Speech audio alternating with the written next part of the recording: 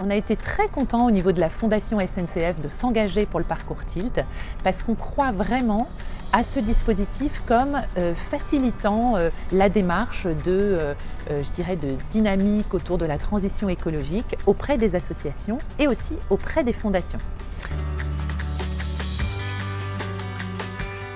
Donc ça a été assez audacieux. Puisqu'on n'avait pas du tout au début pensé vraiment l'exercice, je dirais, complexe qui est de réaliser son bilan carbone au niveau d'une fondation. Mais on est très très heureux de l'avoir fait, puisqu'en fait ça nous a offert l'opportunité de prendre du recul et de réfléchir à tout ce qu'une fondation déjà pouvait mettre en œuvre pour justement travailler son bilan carbone.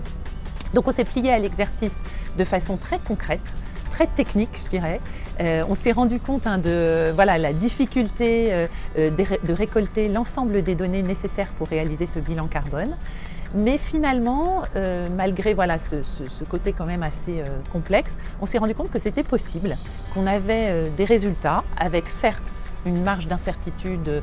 importante, mais quand même, le bilan reste pertinent et surtout, il constitue un socle sur lequel on bâtit après un plan d'action qui nous permet d'avancer et de nous fixer des objectifs propres à l'équipe. Donc ça, on a trouvé que c'était super stimulant et super fédérateur au sein de l'équipe, avec une constitution de groupe de travail, avec un petit chef de groupe de travail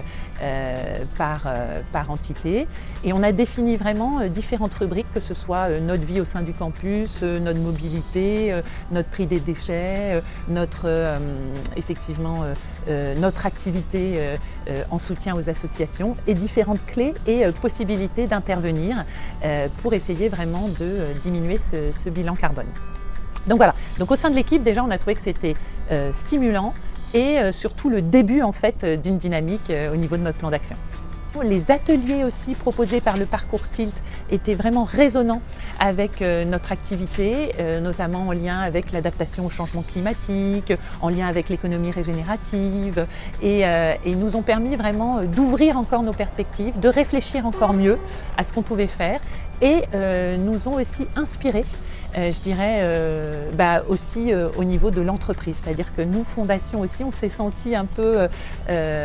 porte-parole après aussi en interne pour essayer aussi de faire rayonner en tous les cas cette démarche au sein de notre entreprise aussi. Et donc on a eu la chance de participer au parcours avec les associations. Donc c'est vrai que cette immersion, elle est extrêmement apprenante parce on se retrouve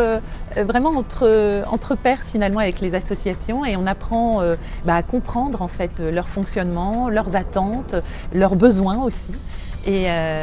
on s'est rendu compte qu'on avait des éléments qu'on partageait très clairement et qu'on pouvait aussi s'entraider à ce niveau-là. Donc j'ai trouvé très très fort moi d'écouter aussi mes propres partenaires et d'apprendre à mieux les connaître aussi à ce niveau-là et d'être force aussi de propositions pour les accompagner et eux-mêmes ont été très pertinents sur la qualité de leur écoute et les possibilités effectivement de développement de notre activité. Donc si vous êtes intéressé en tant que fondation à participer à ce mouvement de Tilt, je vous encourage vraiment à aller jusqu'au bout de cette démarche qui est extrêmement riche et bénéfique à la fois pour nous, Fondation, parce qu'on apprend beaucoup au sein de notre équipe, on construit aussi un plan d'action qui est très stimulant pour l'équipe, on participe aussi au rayonnement des actions de la Fondation en interne au sein du groupe auquel on est rattaché et aussi en externe avec nos partenaires associatifs. On apprend à mieux les connaître, on chemine ensemble et on travaille encore mieux la coopération.